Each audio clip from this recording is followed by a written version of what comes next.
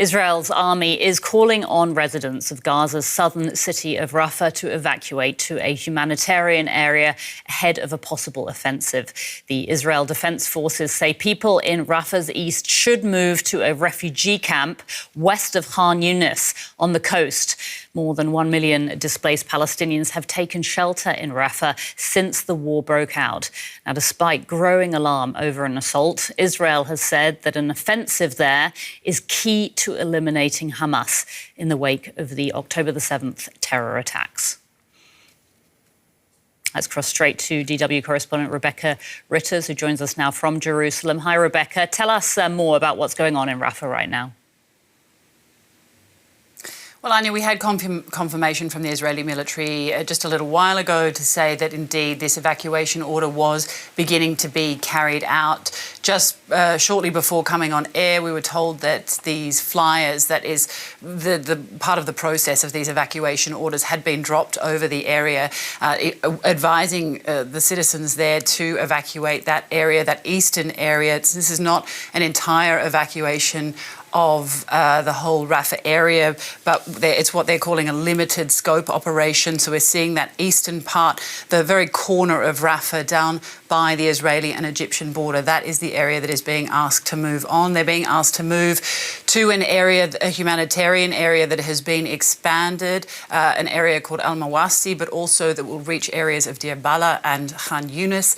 Now, the Israeli military say that there's a field hospital, at least one, if not more, field hospitals in that area being set up, and there will be more humanitarian aid and services there provided for people who are going to be evacuating there. Of course, we've seen these evacuation orders and how they've been carried out in the past, and many people, of course, have been saying for weeks that they don't want to evacuate again. They don't want to leave this Rafah area again. Many have evacuated several times already from other parts of the Gaza Strip, and they're exhausted, nor do they necessarily trust that they will be out of harm's way. We have seen in the past that some of these evacuation areas have also been targeted in strikes. So people fearing very, very nervous about what's happening and what they're being asked to do in Rafah. That's about all we know at the moment. It should affect about 100,000 people. That's the other thing that the Israeli military said this morning, that they're looking to move around about 100,000 people, Anya.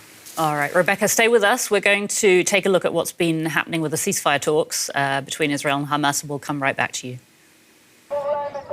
These Israeli protesters are demanding their government push on with its plan for a military operation in Rafah in southern Gaza. Many of them are relatives of soldiers killed in the war.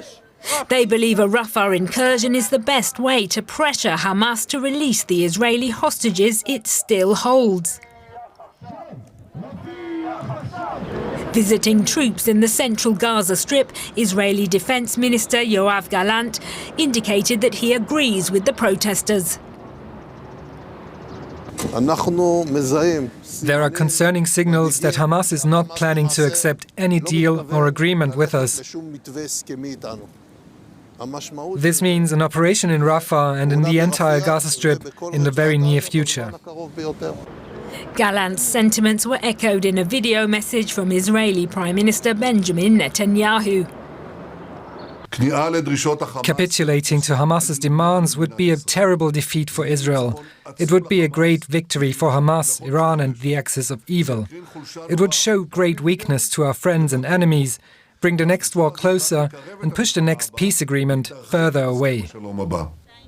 But outside Netanyahu's office in Jerusalem, dozens of protesters made it clear that they don't share his feelings.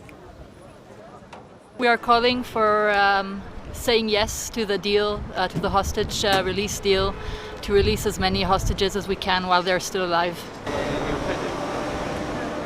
The hostages are there for 212 days. The deal we are talking now about now is a humanitarian deal. It's for elderly people, it's for sick people, it's for young women, and they can't last there anymore. We know that hostages are dying all the time, and if we don't release them now, we don't know who we'll have to release later. A temporary truce could also avert a humanitarian disaster across the border in Gaza. The UN says parts of the Strip are already experiencing famine. Earlier on Sunday, Israel closed Kerem Shalom, a key border crossing used by aid convoys, after Hamas militants attacked it. All right, we're back with Rebecca Ritters in Jerusalem. So, Rebecca, if we look at the situation, no sign of any breakthrough in the ceasefire talks. You were telling us about what's happening with the evacuations earlier. Does all of this mean that an offensive is imminent?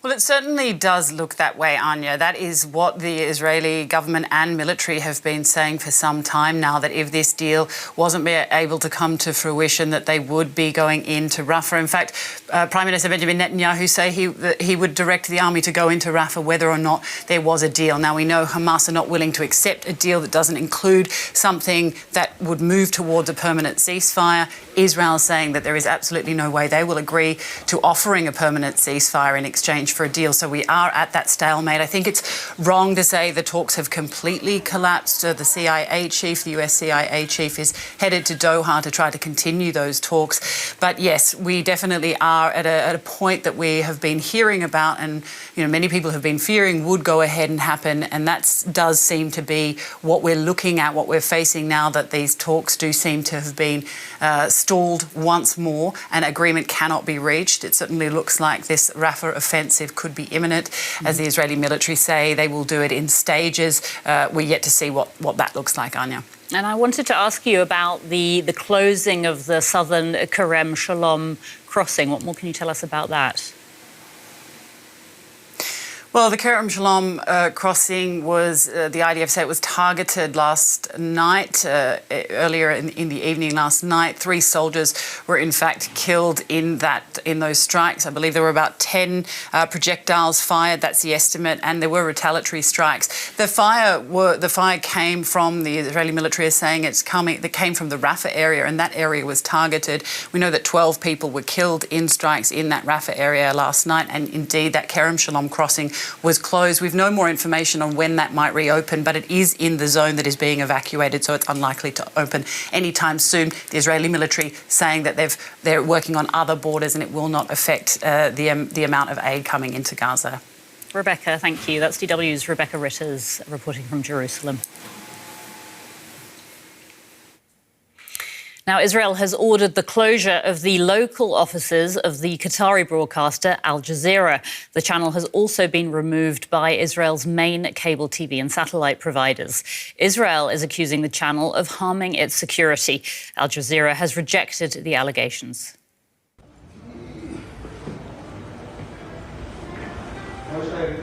Israeli authorities confiscate broadcast equipment from the Qatari network Al Jazeera at this hotel in East Jerusalem.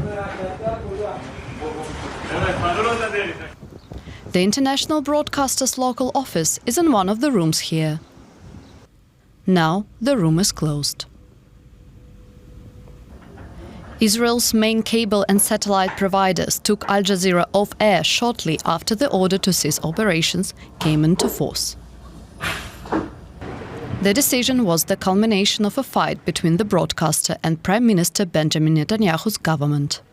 Al Jazeera reporters harmed Israel's security and incited against IDF soldiers. It's time to remove the trumpet of Hamas from our country. The network's bureau chief in Israel and the Palestinian territories, Walid Amari, says the reasons behind the decision are political. This is a very dangerous decision against Al Jazeera and against the international media at all, because at least it's clear that they want to prevent from any others to know what is happening in this war, in Gaza, inside Israel, in the West Bank. The broadcaster's legal team is working on a potential response. The ban on Al Jazeera operations in Israel threatens to heighten tensions between Israel and Qatar. Doha has played a key role in mediating efforts to secure a ceasefire in Gaza. Israel has begun marking Holocaust Remembrance Day with a ceremony at Yad Vashem, the country's national Holocaust memorial. Prime Minister Benjamin Netanyahu and President Isaac Herzog both spoke at the event.